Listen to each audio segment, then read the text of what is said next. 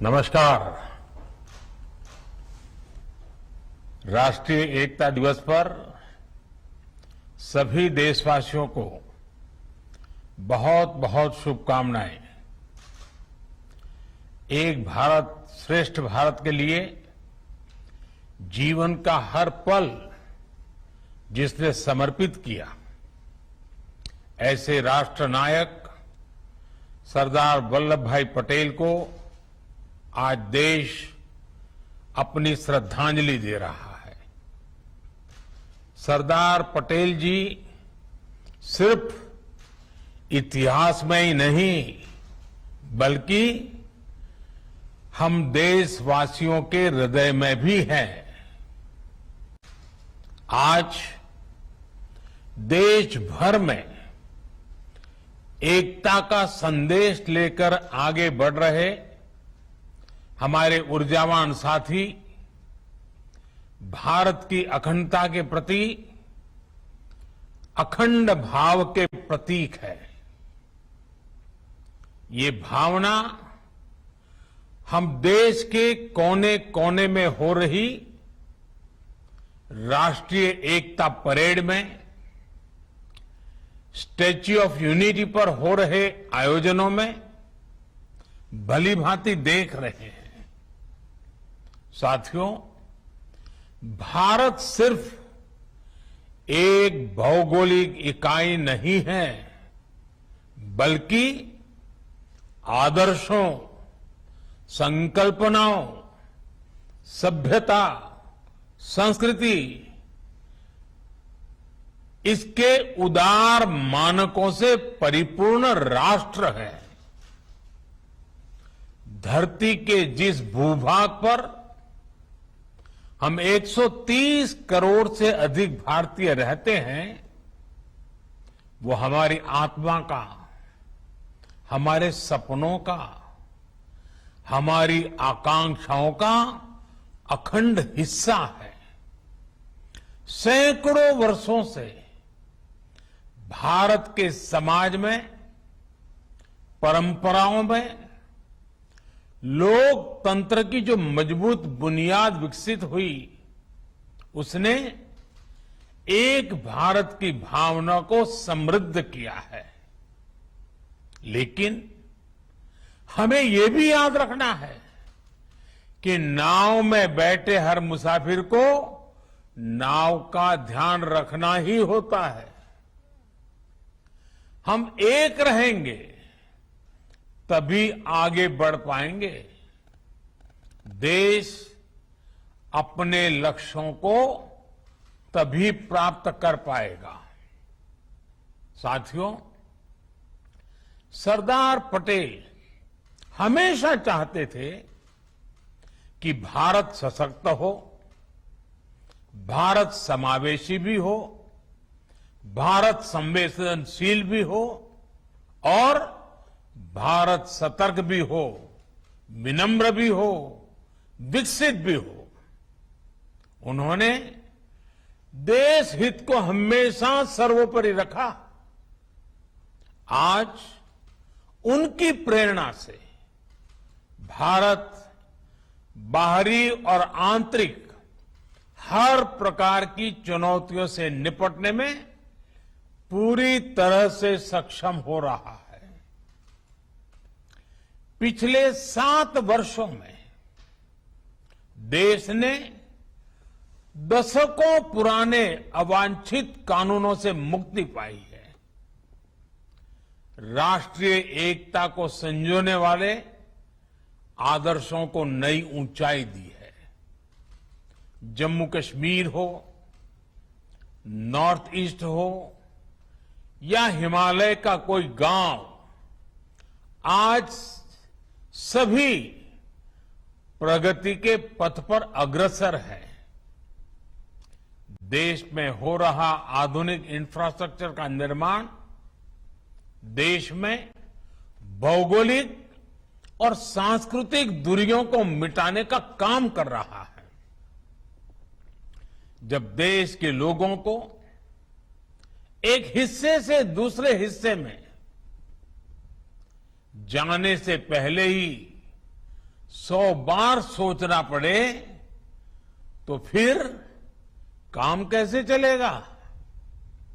जब देश के कोने कोने में पहुंचने की आसानी होगी तो लोगों के बीच दिलों की दूरी भी कम होगी, देश की एकता बढ़ेगी।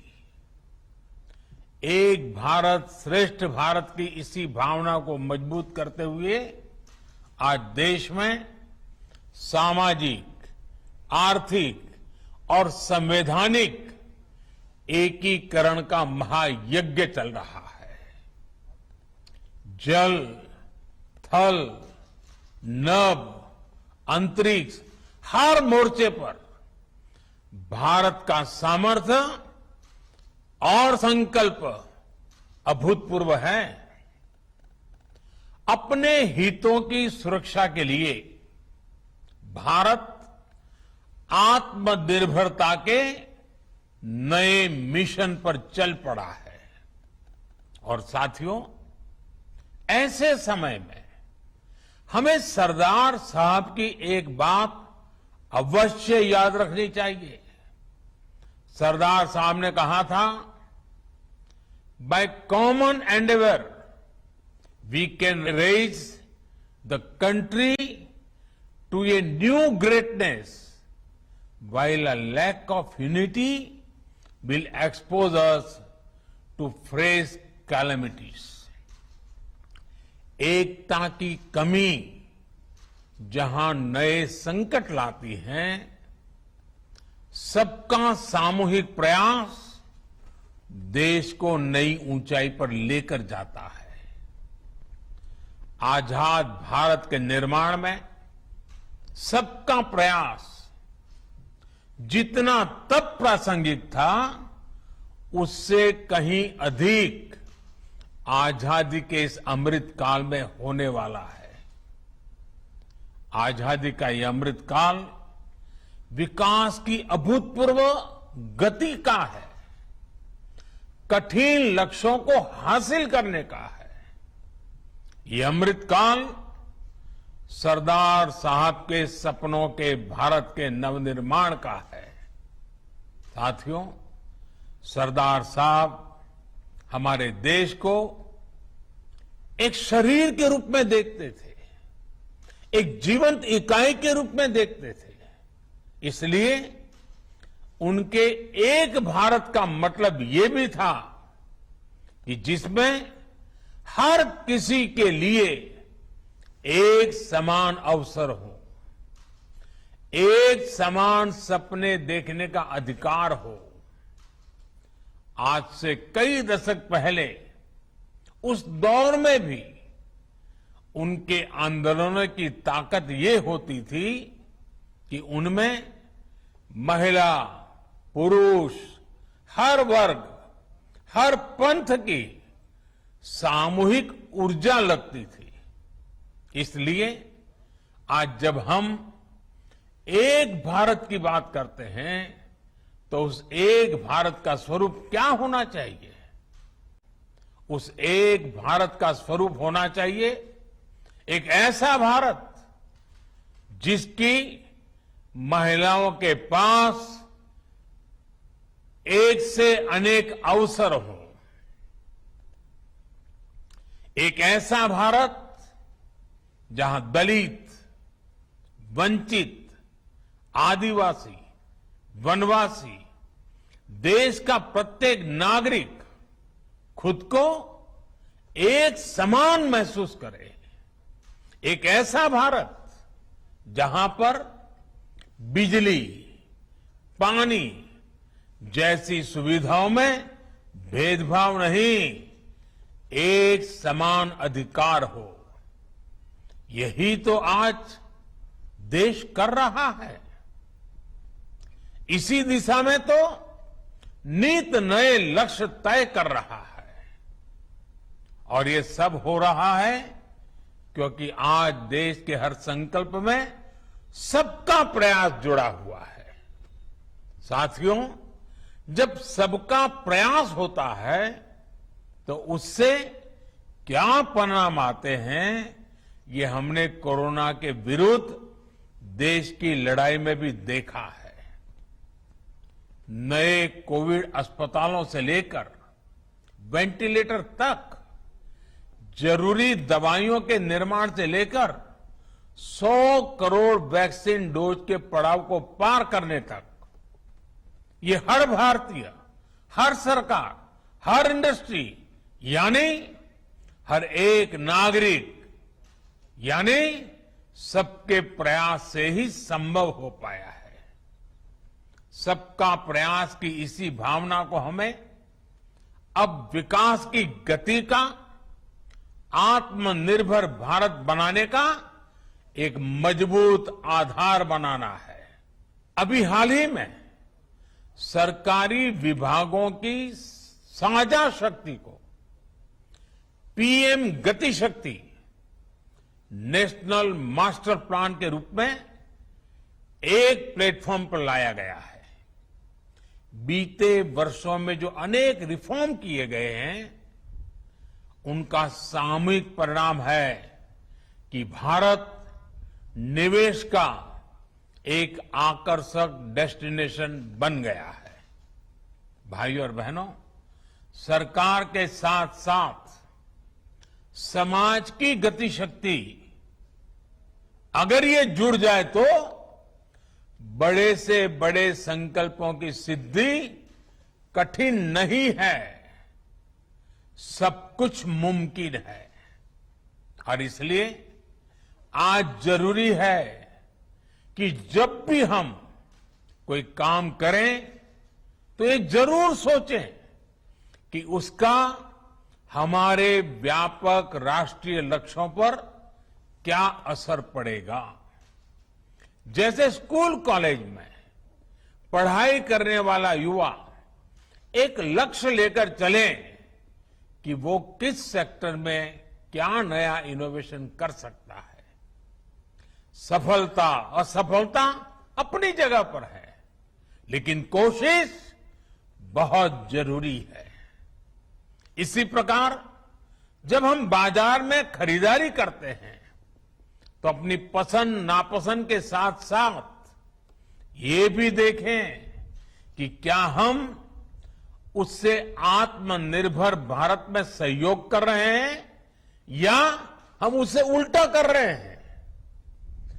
भारत की इंडस्ट्री भी विदेशी रॉ मटेरियल या कंपोनेंट्स पर निर्भरता के लक्ष्य तय कर सकती है। हमारे किसान भी देश की आवश्यकताओं के अनुसार नई खेती और नई फसलों को अपनाकर आत्मनिर्भर भारत में भागीदारी मजबूत कर सकते हैं। हमारी सहकारी संस्थाएं भी देश के छोटे किसानों को मजबूत करें। हम जितना ज्यादा ध्यान हमारे छोटे किसानों के ऊपर केंद्रित करेंगे, उनकी भलाई के लिए आगे आएंगे, गांव के अत्यंत दूर दूर के स्थानों तक हम एक नया विश्वास पैदा कर पाएंगे। और हमें इसी दिशा में संकल्प लेने के लिए आगे आना है। साथियों, ये बातें सामान्य लग सकती हैं, लेकिन इनके परिणाम अभूतपूर्व होंगे। बीते वर्षों में हमने देखा है कि छोटे समझे जाने वाले स्वच्छता जैसे विषयों को भी जन भागीदारी ने कैसे राष्ट्र की ताकत बनाया है। एक नागरिक के तौर पर जब हम एक भारत बनकर के आगे बढ़े तो हमें सफलता भी मिली और हमने भारत की श्रेष्ठता में भी अपना योगदान दिया। अब हमेशा याद रखिए, छोटे से छोटा काम भी महान है अगर उसके पीछे अच्छी भावना हो। देश की सेवा करने में जो आनंद है जो सुख है उसका वर्णन शब्दों में नहीं किया जा सकता। देश की अखंडता और देश की एकता के लिए अपने नागरिक कर्तव्यों को पूरा करते हुए हमारा हर प्रयास ही सरदार पटेल जी के लिए सच्ची श्रद्धांजलि है। अपनी सिद्धियों से प्रेरणा लेकर हम आगे बढ़े, देश की एकता, देश की श्रेष्ठता को नई ऊंचाई दे, इसी कामना के साथ आप सभी को फिर से राष्ट्रीय एकता दिवस की बहुत बहुत बधाई। धन्यवाद।